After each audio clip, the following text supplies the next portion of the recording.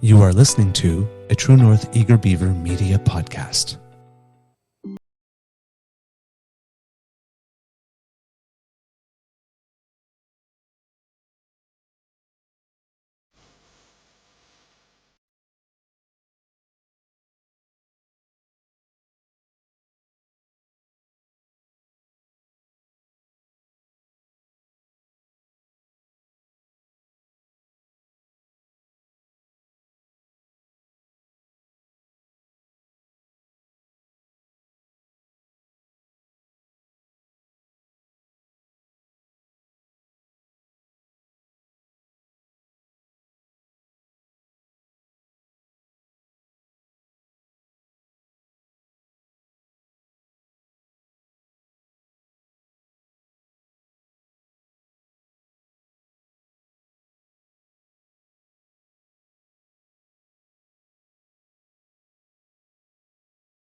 The True North Eager Beaver podcasts are proudly brought to you by our founding sponsors, the Miss V Mysteries from Corvid Moon Publishing, your source for science fiction, fantasy, and cozy mysteries featuring a broad diversity of characters. CanadianTarot.com, your uniquely Canadian online eclectic tarot community and forum, and The Pepper Master, hot pepper sauces made from fresh farm ingredients to thrill your taste buds and expand your mind.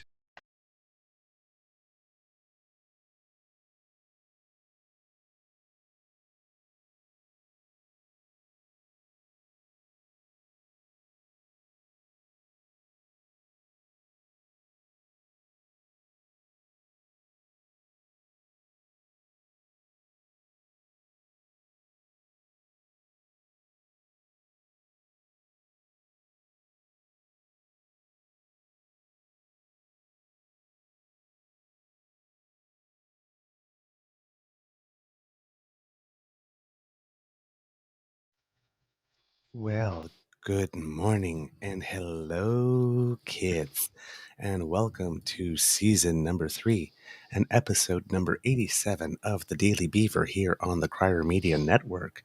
Today, recording day is Wednesday, March 29th, 2023, and it's going to be a pretty good day here at Beaver Lodge. Temperatures reaching 6 today.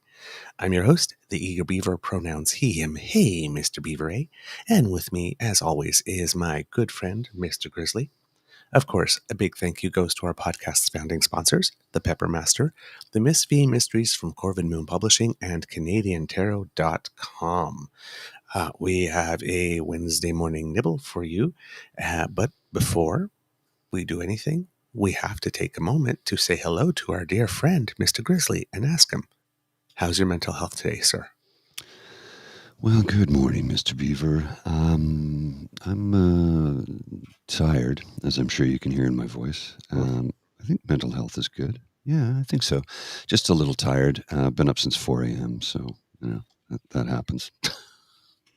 Didn't want to wake up at 4 a.m., I just did, and then couldn't get back to sleep. That extra hour, I think, would have made a difference in my day, but here we are. Oh, so sorry to hear that. I had good sleep last night, comparatively to the night before. Oh, that's good. Where I fell asleep on the floor. But yeah, I'm tired too. I'm tired too. There's a little less pep in my step the last few days. I don't know if it's just because I've been on Florence Nightingale duty as well as just regular life, and I've been kept hopping a little bit, and it's just. But yeah, I'm pooped. It's the transition from winter to spring, I think. Maybe I don't know. I'm just tired, man. What can I say? But that's okay. Plenty of time to sleep when I'm dead. All right. Today in the news, everybody's talking budget. Yeah, I haven't had a chance to look at it, but I did find something here I thought I'd show you real quick. Okay. This is what you call a proud admission. Just read this.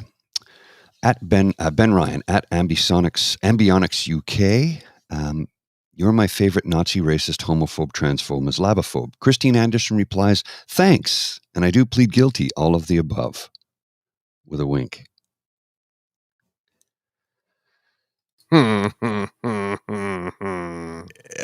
need to send me that. I will. Yeah. I'm like, you've got to be kidding me. Oh, no. She's proud of being a Nazi. She admitted to it. So why has Pierre Pulver still not come out and publicly admonished her? Well, we know that. He Because cannot have any video of him doing that. He cannot have any recording with his voice doing that. He cannot have a statement at all with any conservative logo, because about a week and a half later, he published a statement on something else that had the logo. So it's, so you can publish a statement with your logo on it. Oh, okay. So you are capable of it. You just not. You just didn't won't. like forget. You didn't just forget how all of a sudden. That's why I say we have to keep beating the door on this one and ringing the bell on this one, because he needs to be held accountable for this. And of course, yesterday the budget was released, and 4 minutes after it was released, he says, "We're going to vote against it." Yep. You've already read the whole thing, have you, Pierre? Have you? Look, somebody said something yesterday that made me laugh uncontrollably.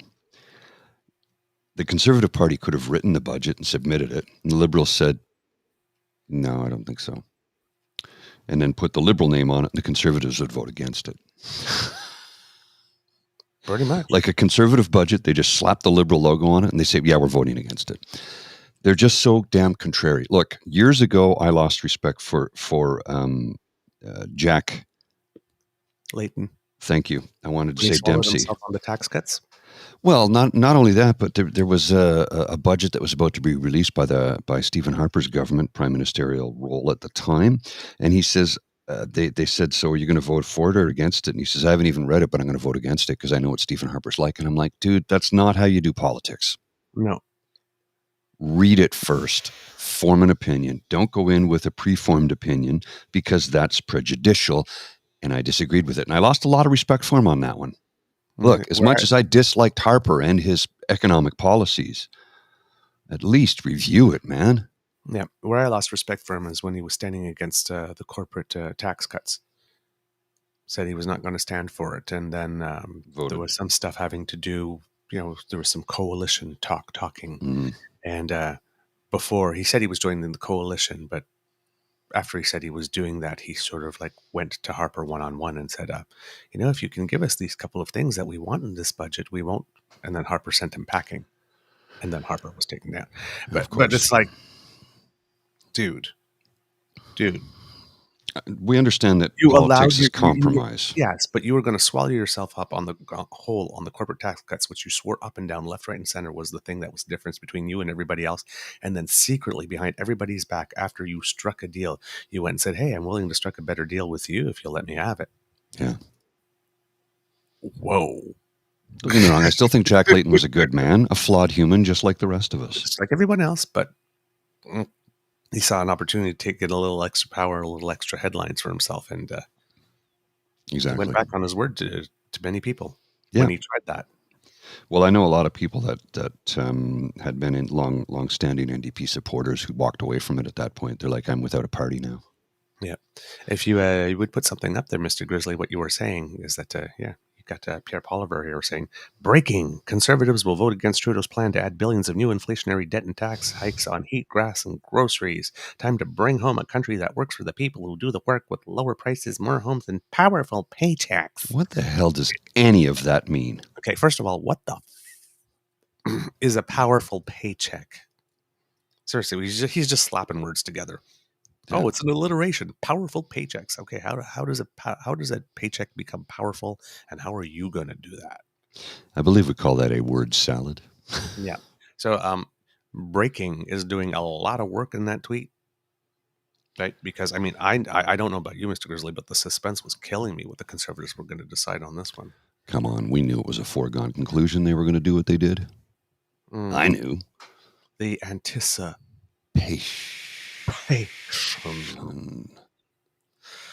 was so strenuous. So tell me something. With his cuts that he wants to make, will he cut federal transfer taxes to healthcare and we end up with this?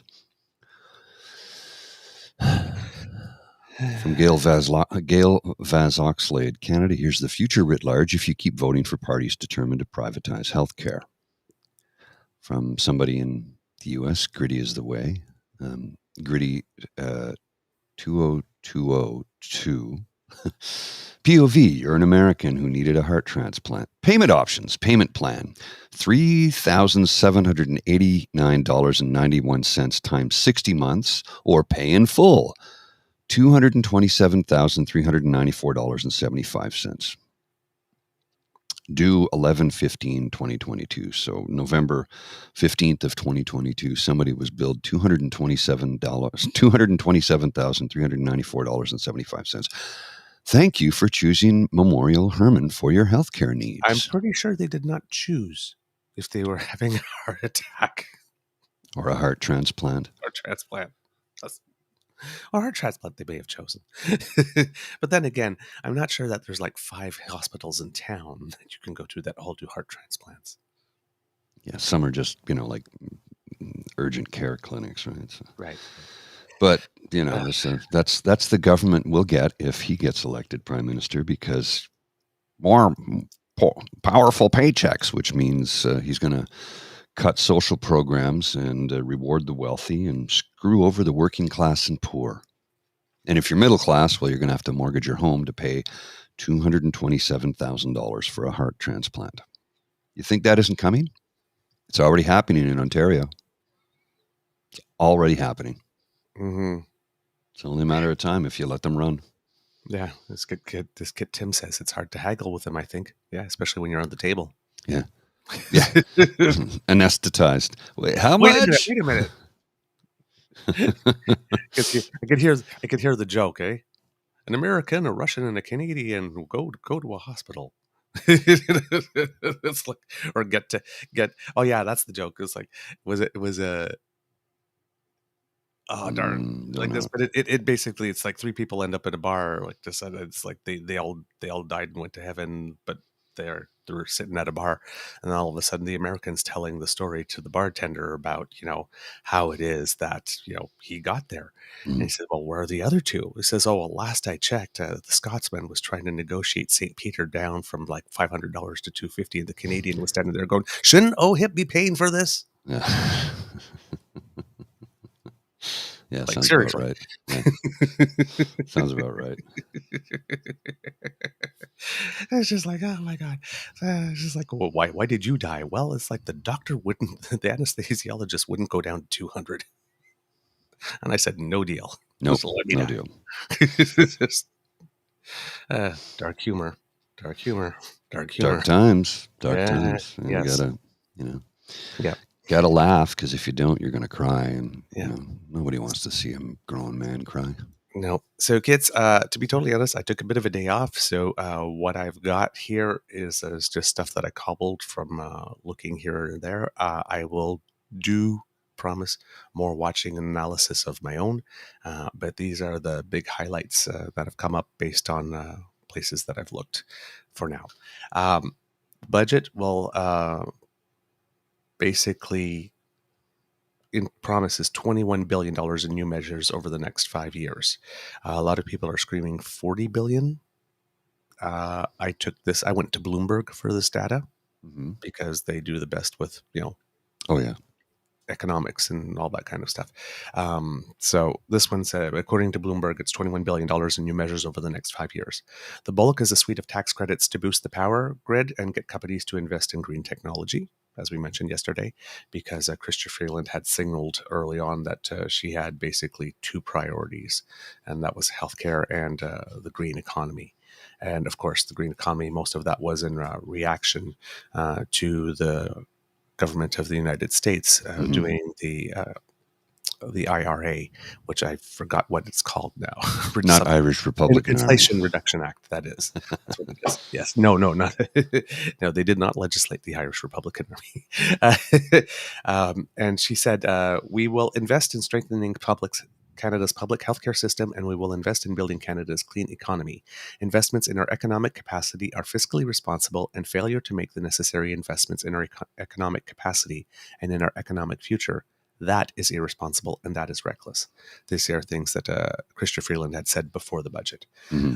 Now, we knew a lot about the public health care stuff, because we had the whole negotiation in public and a lot of the provinces finalized their deals before their budgets. I'm not sure if all the provinces have in territories yet. I know that the territories were the last to be able to do that, but theirs is more complicated because almost all of their money is bilateral as opposed to transfer, because their population is so small.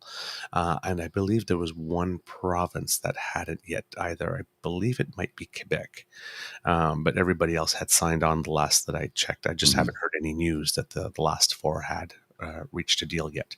But we knew almost all the terms of that money with regard to healthcare.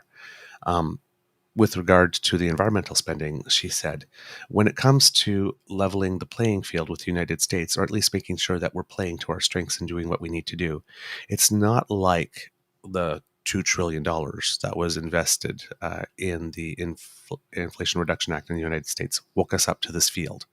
We've invested $120 billion in the green economy already. And when you take a look at what's been in our other budget documents, carbon capture, use, and storage, for example, we've already committed billions of dollars to this. And I think the proof is in the pudding when you look at Canada's ability to land the Volkswagen EV battery plant in St. Thomas, Ontario. That's an example of Canada competing on the world stage and winning for long-term, high-quality paying jobs for the future of Canadians. And I'm sorry, that was François-Philippe Champagne, the Minister of Industry, not Chrystia Freeland, that said that prior to the budget.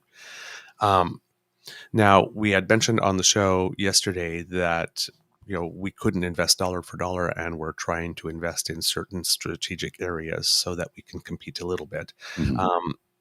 And that the U.S. has forced us to do that, and that there's a big gap. Now, we had also talked about our carbon tax, which was one of the four. If you're looking at a table, it's one of the four legs that you absolutely have to have. Because we have a carbon tax, and because we've had it for about close to 5 years now, that actually reduces a lot of the gap. So we don't have to actually invest that much because we did a lot of that a while ago. So that's kind of very important when people are talking about the gap analysis and what the United States and what we are doing. We have made up some of that gap already by having carbon regulatory pricing. Now, there are lots of people that are talking about, for example, when we were talking about Russia and Ukraine, how it is that we could be supplying them with more Canadian LNG. Of course, we would have to get environmental assessments and build permits and be able to ship it there, all that before we could get it there. And well, Europe has proven extremely resilient at being able to build reserves and find other, because they got through this winter and they only had a few months to do it. And they did it, pretty quickly. Yeah, they did it pretty quickly. So kudos to them. So before we would get any of that online, what the Conservatives have been saying, crying about, was basically we figured out that was BS, because we would be nowhere near close to being online yet to get that to them, even if we were said on the first day of the invasion, okay, we're going to do this. And they found alternate suppliers. There would be no place for us. But there's another move when it comes to carbon and fighting climate change, where the Conservatives are seeming to make this push again that, if people buy Canadian LNG and replace coal with that, therefore reducing their carbon footprint, we should get credit for it because we pumped out the LNG and we sold it to people. It's like, no, shouldn't it be the country that decided that they are going to spend on buying LNG to not buy coal, or not use coal, get the credit? It's their money. It's their decision. All we did was sell it, and we're making a buck off it. So their position is that we should make a buck off it, and we should get the carbon credit for other people spending money to reduce their carbon footprint. It just makes no sense. I agree. It just makes no sense. Now, the NDP, what their position is with the green spending is that given that we have to choose our areas very carefully, our investments in carbon capture, use, and storage, they believe, is pretty much a waste of money because it's pretty much unproven technology. We have here a quote, I'll just put it up here. It's Daniel Blakey from the NDP, and he made this comment that I found was just really, really, really smart the other day. And I was going to just write it down and read it. And then I figured, well, given that we have this clip technology, why not use it? So here we go. Let's see what. let me stick on this subject, because a lot of the stuff that the federal government, Mr. Blakey, is talking about doing, especially where affordability is concerned, comes off of proposals from your party, right? You're in an agreement right now to keep them in power, so it kind of makes sense. When your leader was asked about how to pay for it, he talked about the subsidies that go to oil companies that are very much around carbon capture. Part of the problem with the IRA is that it offers a production credit for carbon capture that has seen already one company based out of Alberta, I think it's called Entropy, decide to put all of its carbon capture investment south of the border. Isn't stuff like that necessary? Aren't those kinds of subsidies necessary to compete with the United States? Well, I think there's still the question of where we want to compete with them. And the fact of the matter is that carbon capture and storage hasn't been proven at scale. And so the question is that really the place to put all your eggs? Our answer to that question is no. We don't think that's the place for Canada to make the big spend on transforming our energy economy to meet the needs of the future. We think that there are other places where we would get more value for public investment when it comes to greening our grid and preparing for electrification. So for us, it's a question of opportunity costs, a technology that really hasn't been proven at scale versus other things that we could be investing in. Even if the U.S. is pursuing it, kind of?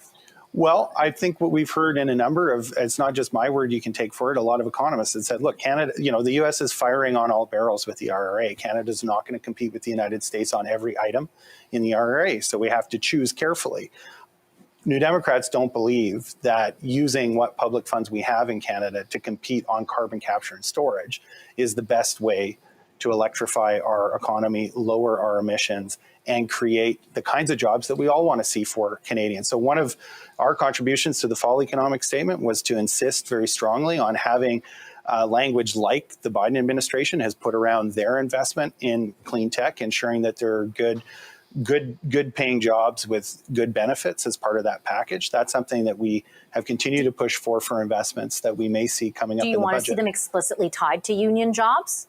We're quite comfortable with that. That's something that the U.S. administration has done, and we've said that they should be adopting the same approach as the Biden administration. So that means, yes, good paying union jobs being the backbone of these public investments, because we think that's the best way to get the maximum value for that public investment for actual Canadian workers, as opposed to just the companies that they would work for. I just have 20 seconds left for a follow-up, but you also are asking for a windfall tax in order to generate more revenue. Yeah. The Prime Minister has dismissed it as simplistic and said that those costs, that extra tax, will be borne on consumers. Doesn't he have a point? There you go. So I very much like what he had to say about let's put the money back into Canadians' pockets instead of, well, I mean, I'm paraphrasing, of course.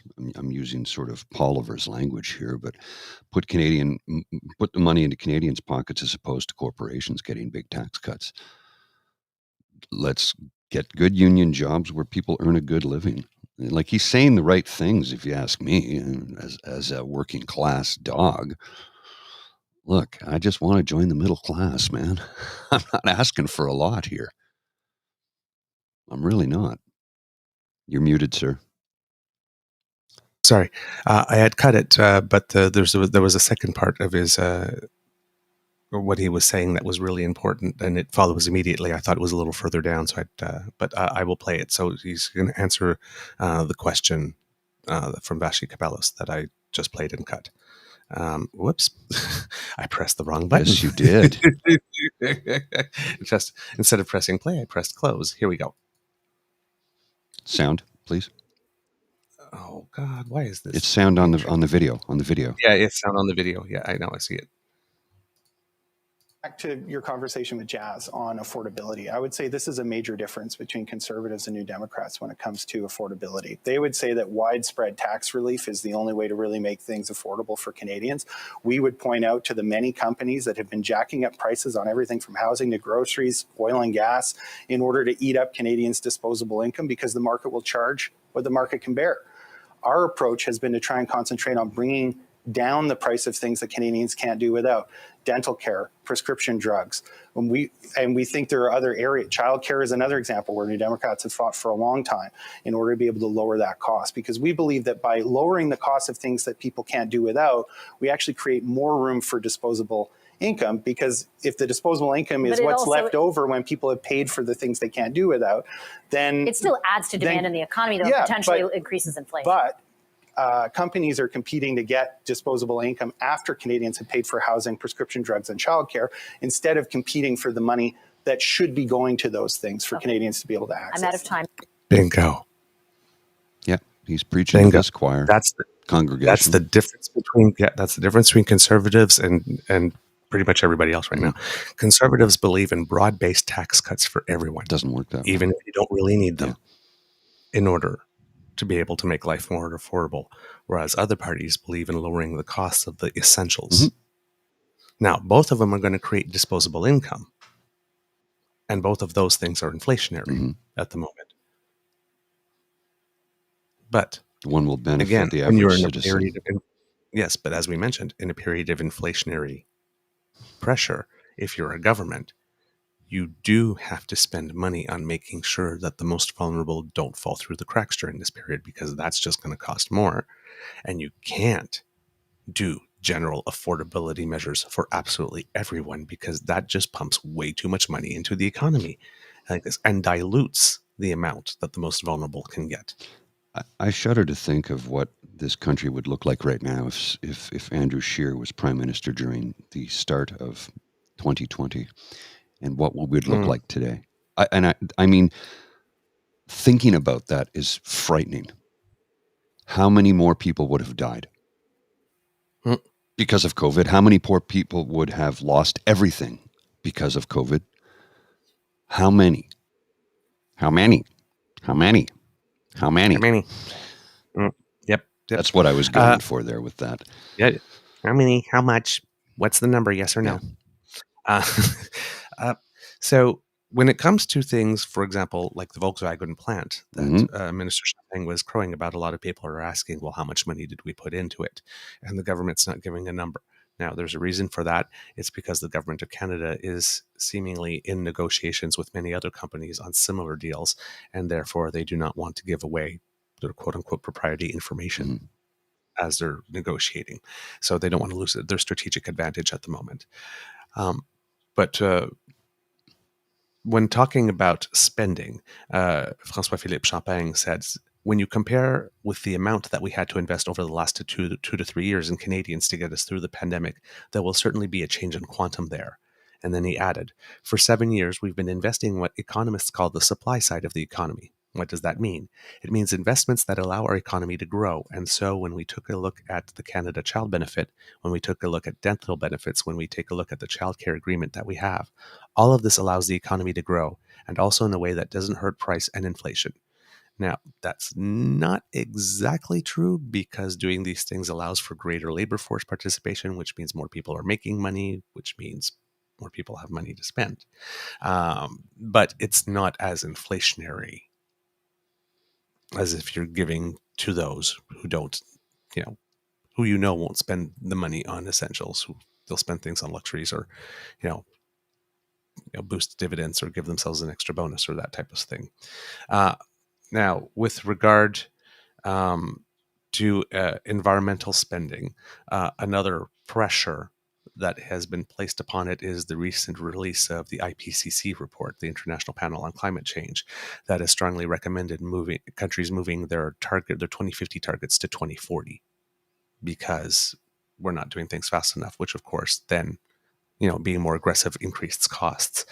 There'll probably not be anything in this budget specifically to announce that concern, to address that concern, because, the date at which the report was released in the budget was pretty much already baked in already. But as you can tell, with over $20 billion in investment in things having to do with manufacturing in greener ways and fixing the power grid and that type of stuff, that our government is taking this seriously. Now, the expansion of dental care, of course, was pre-announced. Just about to get to that. $3.6 billion in new spending for health and dental care in 23-24, which is good. And I think $7 billion over the course of 5 years. Yes. Yeah. Well, the dental program is being expanded to people under 18 and seniors this year, and it's set to be fully implemented by 2025. So this is good. Exactly. It's very, very good. It's absolutely great. So this is again, good spending because everybody needs dental care, and if you don't get it, the problems that it could cause additional health problems that are way more expensive down the road. So these are investments in people. Christopher Freeland calls what's going on right now with the Green Revolution the most significant economic transformation since the Industrial Revolution. Our allies are moving quickly to friendshore their economies and build their critical supply chains through democracies like our own. So again, the concept of friendshoring that we were talking about after the North American Leaders Summit coming here. With regards to yes, we have $13 billion over 5 years for a new dental plan, $21 billion in new measures over the next 5 years. And Freeland says by the end of 2023, we will be rolling out a dental care plan that will eventually cover up to 9 million uninsured Canadians. So the budget deepens the fiscal deficit as we book $43 billion in new costs over 6 years. New spending focuses on bolstering healthcare system, keeping up with the U.S. and clean technology incentives. This is from Bloomberg here, and helping low-income Canadians cope with inflation, and that's the GST doubling that we mentioned that is now being called a grocery rebate. And a lot of people are turning around and they're asking, well, why is it, like, how are we going to be sure that the people that have spent that money on groceries are spending it on groceries? Of course, this would be the conservatives saying that again, who are allegedly against creating needless bureaucracies. They just don't want to see somebody who is lesser than have an opportunity to climb out of that hole. Yeah. So once again, proving the theory that it's not about the money when it comes to conservatives, because if it takes money to keep you down, they're more than willing to spend it. Oh, yeah. They're more than willing to spend it. Now, in the last budget, when we were talking yesterday, we were wondering about whether or not maintaining the path to balance by 2027, 2028 was going to be a thing or put at risk. Unlike other provincial governments, like the Ford government in particular and other ones who keep on maintaining that they will be in balance in 2 or 3 years, the Canadian government, I think, is being a little more real with us. Mr. Grizzle, if you put it up. So we were saying that we were going to be in balance in the last budget by 2027, 2028. Now we're now showing about a $14 billion deficit at that period. My question that I want to know, and I'm hoping that people will ask, so you see that the deficits are still decreasing, but they won't get down to zero by 2027, 2028. My question on that I'm hoping that somebody will be able to answer for me at some point. I've asked it to the people at the Hurley Burley because they said that they were going to have some guests on, and if we had any questions, please ask. So I did. I'm wondering how much, with the rising interest rates, how much our debt servicing costs have gone up. And when they say $40 billion in new spending over those years, how much of that $40 billion is debt servicing? I don't know. It's a good question. And we're basically saying, oh yeah, it's $40 billion. Well, really? Is it 40?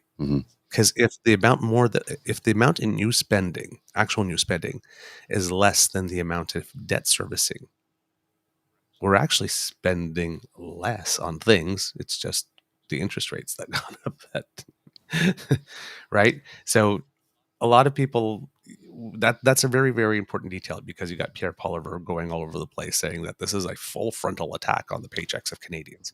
I don't know what it is with him choosing words. Full frontal attack, powerful paychecks. None of it makes any sense, and it's just meant... How's it an attack on paychecks? I don't know. He will just say whatever he can to try and win the moment. We all know this. Well, but not enough people know this. More people need to know this. He doesn't give a flying fig about you. All he cares about is putting money in his pocket and that of his wealthy donors. And he will continue to punch down on the poor and working class because he can. They have money to spend when it comes to harming people, but no money to spend when it comes to reducing harm on people. Yeah. Yeah. So the deficit for the fiscal year ending this week will grow to $43 billion, or 1.5% of gross domestic product. So we're at 1.5% of GDP, the debt to GDP ratio. A lot of people are losing their minds saying Canada's going to hell in a handbasket. Just a little reminder that the United States and the UK have 5.4 and 5.5% debt to GDP ratio. We're doing better than everybody. Okay, so when they're running all around with their hair on fire, going, we're going to hell. Justin Trudeau has spent us into...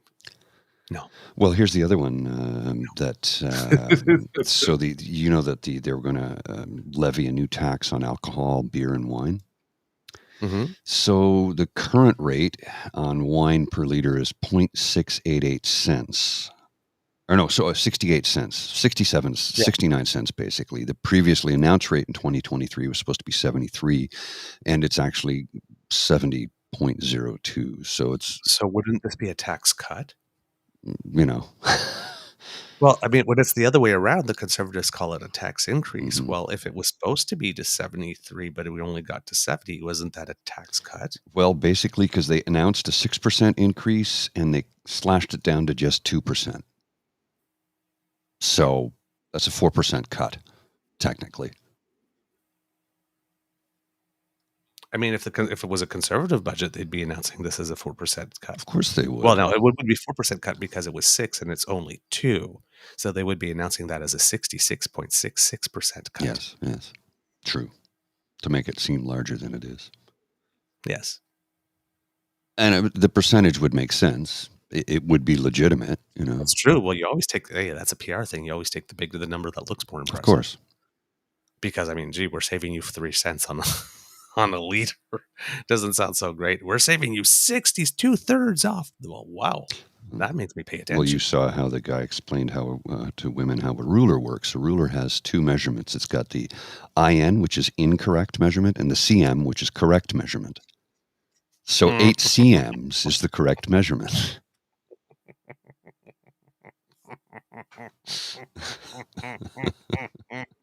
4 inches, 4 incorrect measurements, 8 CMs, 8 correct measurements. Yeah. I thought that was hilarious. I love it. It was a guy explaining he had to mansplain to women how rulers work.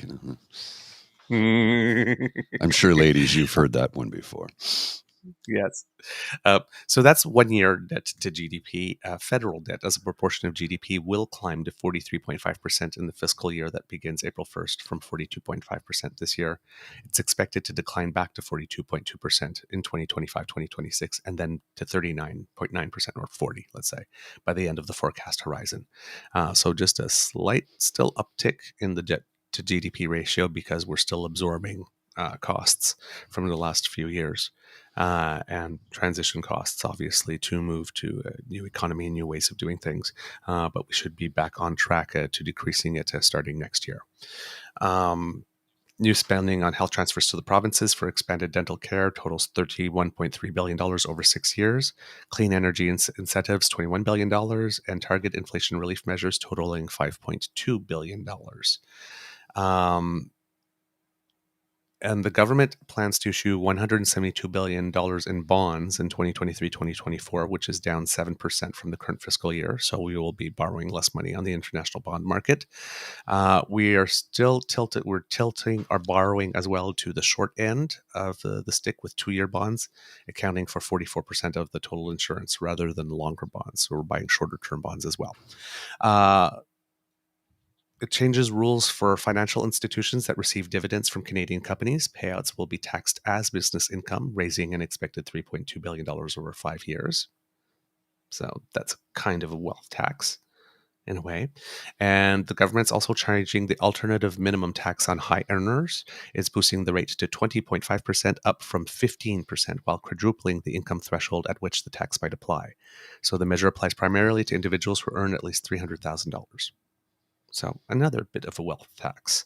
So the NDP is going to legitimately, again, be able to take a bit of credit in this budget for the dental stuff. And like I said, the alternative minimum tax and the budget changes for financial institutions. So basically a bank tax. This is a good thing. It's a good thing. Dental care should have been covered under our healthcare plan years ago, because the last time I checked, teeth were in my head, which is part of my body, which is part of my health. The reason it wasn't is back in the day, the order of dentists were afraid that putting themselves with general health would dilute them, and that there weren't enough actual trained dentists to be able to run the program at the time that our social Medicare was formed to be able to include it. But the intention was that it should have been there all along. And it's taken a long time now. Well, I got a story for you that you'll find interesting. It's a very quick little story. I may have told you this once before. I don't recall because my memory's not as good as it once was. But a buddy of mine, his grandfather was one of the founding members of the Royal Ottawa Golf Club. You're familiar with in just on the Quebec side, right across from the Island Park Drive Bridge. You cross and turn right, and there it is. So when they first formed that, it was going to be an exclusive membership. And they had one rule: no dentists. Well, it was formed by a group of doctors, basically, and they said no dentists. And somebody said, "Why not no dentists?" And he goes, "They can't afford it." And somebody else chimed in. He goes, "I'm a surgeon. They earn more money than I do." They go, "Yeah, we don't want them." So there's been this divide between doctors and dentists. Apparently, it's a long-standing thing, kind of like firefighters and police officers, how they love to hate each other, but love each other, but hate each other at the same time. Yep. Very yin-yang-y thing. Yep, indeed. Another way that the government said, I'm just going to mention that because McKinsey was a big thing, that they would be saving money is by cutting departmental costs. As we mentioned, Freeland told people to, bring some back. If you want some, you got to tell me what you're willing to sacrifice, and scaling back on consultants. Of course, the Conservatives, their long thing is for every $1 of new spending, you have to cut $1. Of course, Skippy won't say what it is that he'd cut. And cutting, of course, those dollars he would cut in order to make room for the dollars he'd spend. They don't attack your paycheck from the front. I guess it's a full rear attack rather than a full frontal attack. This is what he's proposing, I guess, because he did want people to spend. He did want the federal. You got to remember this about Skippy, right? He did want the federal government to give the provinces everything they wanted on healthcare, with no strings attached. That would have been so that would have been a lot of money he would have had to cut. Well, he's not a Joe Clark progressive conservative. He's a Preston Manning reformer, is what he is. And there's an extra $50 million for the RCMP to ramp up investigations to help people facing harassment and intimidation. That's good. Foreign interference. That's good. And they will be setting up a new agency to fight it. So those, I believe, are probably little last minute things they put in the budget. But there you go. And there will be a $2.4 billion loan to Ukraine to help it run itself. And it will be administered through the IMF, and $200 million in military donations and equipment, but that's already been expended and counted for. All right, Kits, I believe that we have a show. Do we, Mr. Grizzly? We do indeed, sir. All right, and I see that Kit Savage Wiener is here, and he said, "Good morning, Kits and Cubs," which is actually kind of nice. Both of them with Ks. So I like that, Kits and Cubs. All right, Kits, we hope that you enjoyed listening to this episode of the Daily Beaver podcast, because we loved making it for you. Remember that sharing is caring and word of mouth is priceless. Let your peeps know about us, and Kits, you have been, because we broke our record. We've been on the charts, I think, for now 8 consecutive days, and normally we were 6. So thank you very much. Word of mouth is happening, and we may not hit the 3,000 downloads this month. We're going to get pretty close, but that will definitely be a big record for us. I think our downloads are up 50% over last month. So thank you so much. Oh, we have a quote here from a Kit. It's a sort of a question. Would love to see the numbers and what the inability of millions of us to pay for dental services cost annually in repeat ER visits for pain, infection, etc. Not to mention how untreated gum disease can lead to serious health problems. And this is true. Untreated dental health issues. Says I'll read the rest of it to you. I'm so happy to know that within a year I'll be able to afford a visit to the dentist, because it won't show everything on the screen there. But you have to understand that dental health issues can lead to heart conditions, amongst other things. Untreated dental health issues can cost us hundreds of thousands more in healthcare costs. And that nails it right there. Cost annually in repeat ER visits for pain and infection. Right? Yep. Yeah. Got Kitland M says, I've spent nearly $8,000 in dental work in the past 2 years and have more work to be done in the fall. I wouldn't wish that on anyone. Dental coverage is long overdue. And here from Ree, there's a paper from the Dental Health Association on this. She's going to try and find it for us. Thank you, Ree. Appreciate that. Yeah, absolutely. Our East Coast correspondent. Okay. Also, Kid Saucy says, when I take the kid to school, the townspeople hear Beaver and Grizzly in my pocket. Yeah, that's wonderful. Because democracy is something that you do, please, again, keep the pressure on your MPs, your MPPs, your senators, their local media outlets to tell them that you want better coverage of Stag and Doe, of Nazi brunch, of all the things that are being covered up. And one thing that hit me yesterday is when Pierre Poilievre is talking about the liberals covering up stuff with election interference. Let us remind everyone that we've had CSIS officers tell us that this has been going on since the days of Mulroney, and the current leader of the opposition was the once leader of Democratic Reform. So I'm wondering why nobody's asking him why he didn't do anything while he was the Minister of Democratic Reform. What did he know? Wouldn't benefit him. And when did he know it? Wouldn't benefit him, so he wouldn't do a damn thing. Yes. So the what did he know and when did he know it applies to the Pillsbury boy as well? Just, when he's making a lot of noise and flapping his arms, he's trying to avoid that question. If you really like this podcast, you can find us on Crier Media Network as well as all Beaver Grizzly friendly platforms, so stars and reviews are appreciated. Please give us plenty. Thank you very much. We love to hear from you, so reach us on our Facebook at True North Eager Beaver, our Twitter feed at True Eager, or our email at truenortheagerbeaver@email.com. And if you subscribe to our pod page, podpage.com/the True North Eager Beaver, lowercase letters with a hyphen between each one of those words, well, then we'll be able to come to you as soon as we have something fresh off the bandwidth. And if you're watching us on our YouTube channel, our True North Eager Beaver Media Incorporated YouTube channel, then please smash those buttons, the like button and the subscribe button, because we really need to get to 1,000 so that we can monetize this, and we need your help to do it. And of course, we can't do any of this without your kind and generous support. So if you feel that we've done a particularly good show today, well, then if you scan that QR code, if you're watching, that's right by Mr. Grizzly's head. Or if you're listening and you take your fingers and clickety-click coffee, ko-fi.com/eagerbeaver, all in one word, lowercase letters, that will bring you to our super emergency coffee, Guinness, Caesar, and hot chocolate fund tip jar. They're basically our staff. You're basically helping us keep our staff employed, because like hot chocolate helps me edit, Caesars help me write, and my staff keeps on disappearing. So we need your help. This is the staff. I'm pointing at the staff. Hey.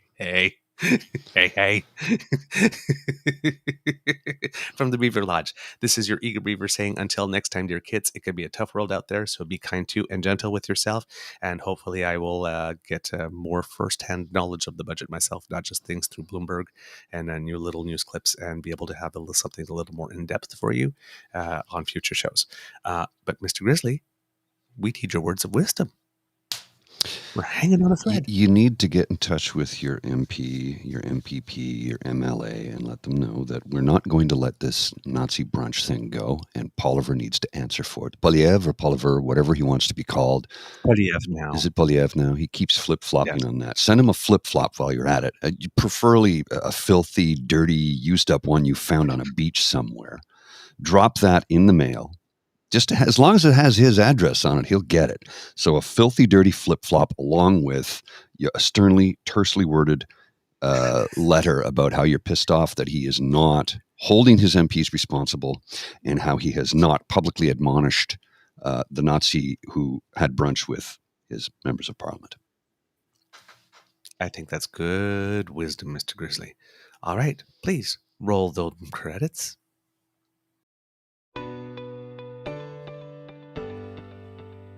You are listening to a True North Eager Beaver Media Podcast.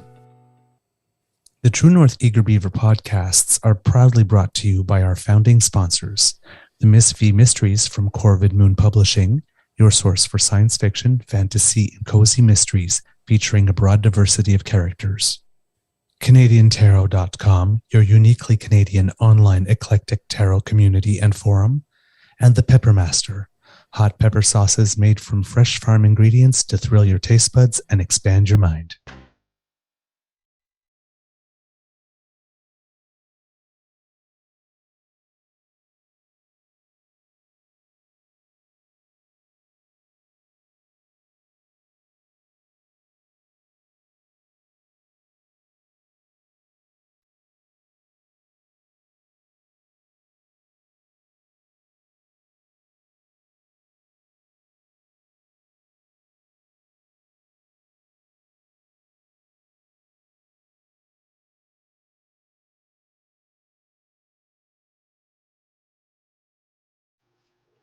The music stopped, dude. You just like to dance in your chair, don't you?